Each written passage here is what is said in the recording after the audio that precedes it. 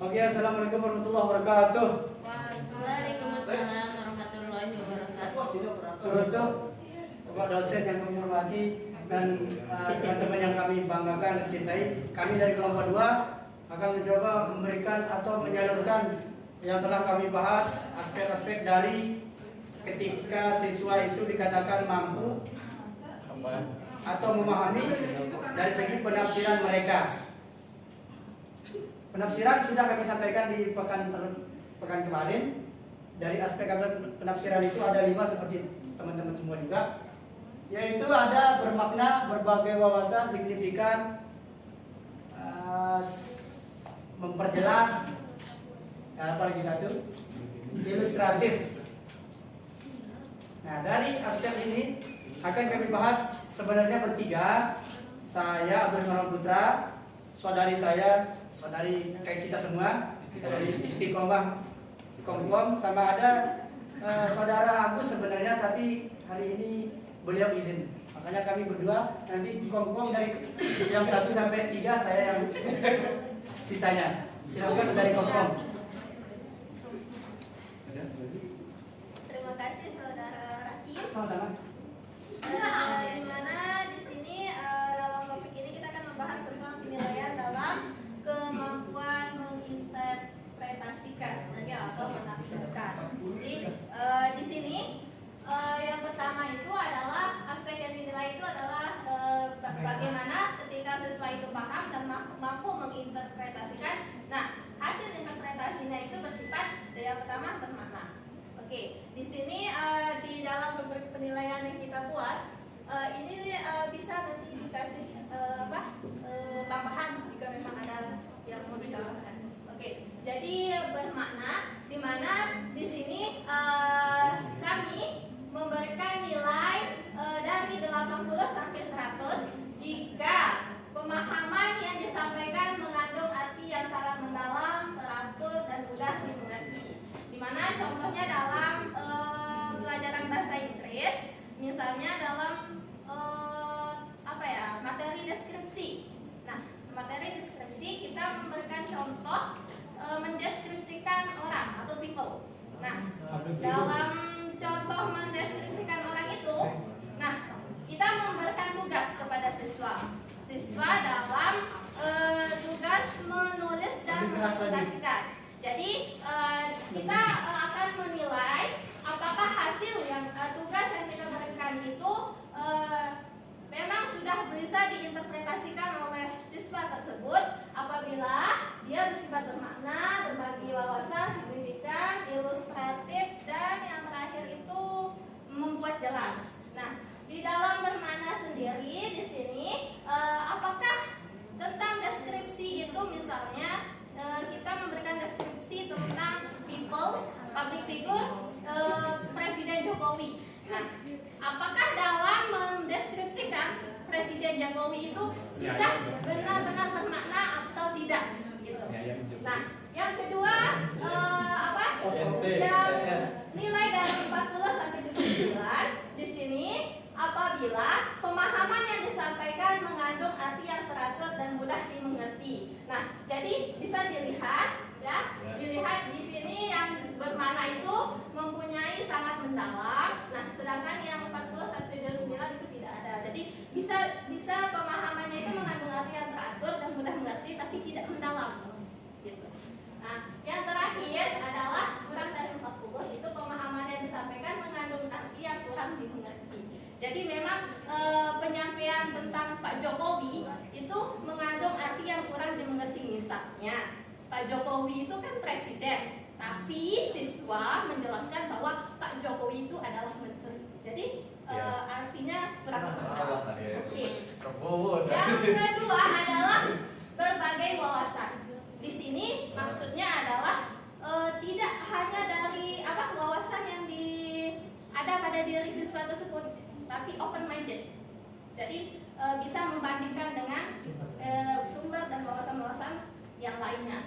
Nah, contohnya pemahaman yang disampaikan memuat pandangan umum yang familiar, mencakup pemikiran ahli dan penyimpulan sendiri. Dalam menyimpulkan Pak Jokowi di sini, dia tidak hanya menggunakan pandangan sendiri, tapi memang dari sumber yang terpercaya. Misalnya ya, dia googling nih. Nah, dia tahu Pak Jokowi itu lahir di Solo misalnya.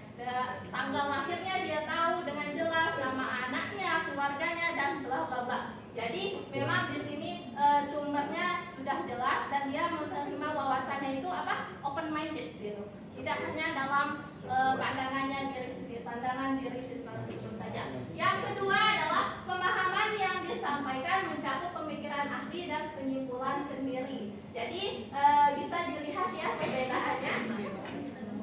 Ya, bisa dilihat perbedaannya itu mencakup pemikiran ahli dan penyimpulan sendiri. Jadi dia memang mencakup pemikiran ahli dan penyimpulan sendiri, tapi tidak secara umum, gitu ya, tidak secara umum. Nah, yang terakhir adalah pemahaman yang disampaikan memuat pandangan sendiri. Dia hanya mendeskripsikan Pak Jokowi itu menurut dirinya sendiri saja, tapi kan dia tidak tahu misalnya dia tidak tahu sejarah atau biografi yang lengkap tentang Pak Jokowi tersebut, gitu. Jadi yang ketiga signifikan, bisa dibawahkan Pak Rudi, biar lebih jelas. Oke, signifikan di mana di sini pemahaman yang dimiliki oleh peserta didik memiliki tingkat kebenaran yang baik dan bermakna, sesuatu yang disampaikan istimewa dan penting, relevan dan substantif. Oke, jadi pemahaman yang disampaikan itu memang benar, faktanya signifikan, berarti dan penting, gitu, relevan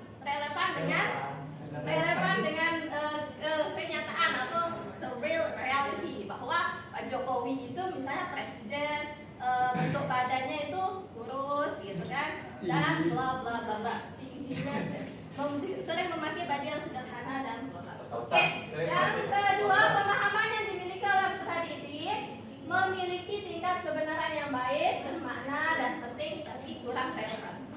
Oke, jadi kurang relevan. Yang terakhir adalah pemahaman yang dimiliki oleh peserta didik memiliki tingkat kebenaran yang baik dan bermakna. Jadi pemahamannya hanya pemahaman yang dia miliki itu memang baik dan bermakna, tapi kurang relevan dan kurang penting itu. Jadi itu saja dari saya. Selanjutnya akan dijelaskan oleh saudara saya yang gagah dan ganteng. Ini adalah laki-laki yang Ini dia. Terima kasih saudari Komkom. Bagian saya ini sebenarnya adalah di bagian terakhir karena saya kami berdua, makanya saya bertambah menjadi ilustratif dan membuat jelas. Perlu saya sampaikan juga teman-teman yang saya banggakan bahwasanya yang kami rasa dalam segi rubrik kami ini adalah rubrik yang seperti ini yang cocok dan simpel untuk diterapkan. Bagaimana penilaian akhirnya nanti kalau begini ceritanya dari rubrik ini gitu. Misalkan siswa itu nilainya sempurna semua, 100 semua. 100 semua berarti dia itu maksimalnya dapat 500 gitu kan? Dapat 500 soalnya dia bermakna 100, membuat jelas 100. Nah, rubriknya yang kita bagi 500 bagi 5. 100 ya, nah itu. Ya udah jelasin dulu ilustrasi. Nanti itu kita Kemudian ilustratif, bagian saya yaitu ilustratif ini. Ilustratif, indikator yang kami cari itu berusaha mungkin kami cari yang tiga elemen gitu. Misalkan seperti yang tadi, kalau dia bermakna misalnya dia mendalam, dia teratur dan mudah dimengerti. Karena rubrik kami terdiri dari 3, penilaian gitu. Tiga baik, cukup dan kurang itu. Nah, bagaimana dia dikatakan baik? Apabila sudah masuk ketiga-tiganya. Bagaimana dia dikatakan cukup? Sudah masuk 2 saja. Bagaimana dia dikatakan kurang? Dia hanya memuat salah satu. Gitu. Kurang lebihnya. Dan bagian ilustratif. Ilustratif. Saya mohon izin teman-teman yang saya banggakan. Saya mohon maaf ya, saya menunjuk ke kiri karena kondisi soalnya ini. Ilustratif dimiliki oleh peserta didik dapat mempresentasikan sesuai dengan kenyataan, skematis dan sistematis, memberikan contoh yang jelas. Mempresentasikan ini maksudnya dia mencoba untuk pemahaman yang dia sampaikan itu sangat representatif gitu loh. Kita sudah apa yang dia omongkan itu kita ada gambaran. Terus sesuai kenyataan itu memang kondisinya seperti itu. Kemudian skematis dan sistematis.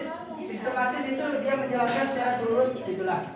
Misalnya dia mulai menjelaskan melalui pandangan secara umum dulu, baru pandangan beberapa dari misalnya seperti disampaikan oleh saudari Komkom tadi, bahwa dia mendapatkan pandangan ahli itu dari Google misalnya, atau dia mendapatkan public figure itu, sosok public figure itu dari temennya misalnya.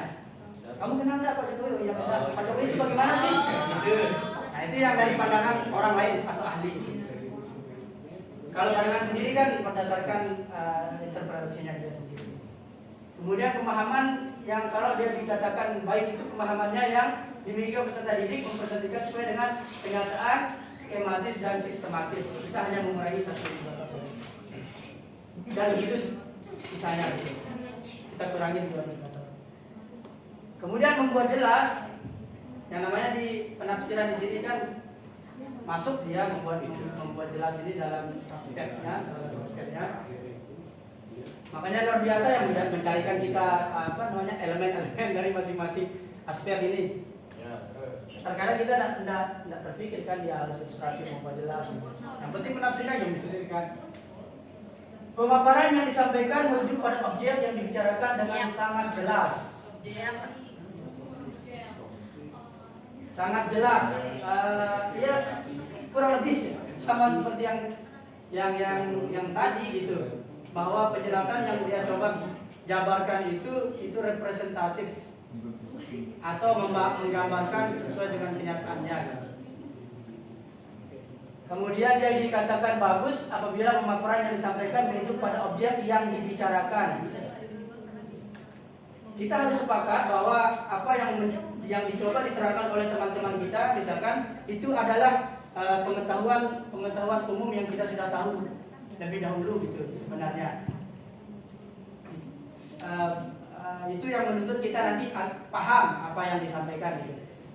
Kita menyampaikan terus teman-teman juga sudah mengetahui, misalkan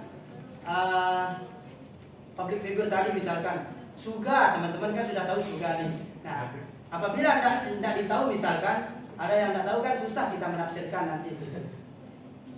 Artinya ketika kita mencoba untuk menafsirkan, semua yang ada di sana harus sudah mengetahui gitu. Terus pemaparan yang disampaikan kurang jelas, itu penilaian kami kalau ada siswa yang penafsiran yang dilakukan itu kurang jelas, kita memberikan nilai bisa 1 sampai 4 atau sangat atau kurang. Oke. Itu dia aspek-aspek yang dinilai. Aspek-aspek yang dinilai dalam siswa itu mencoba menafsirkan pemahamannya.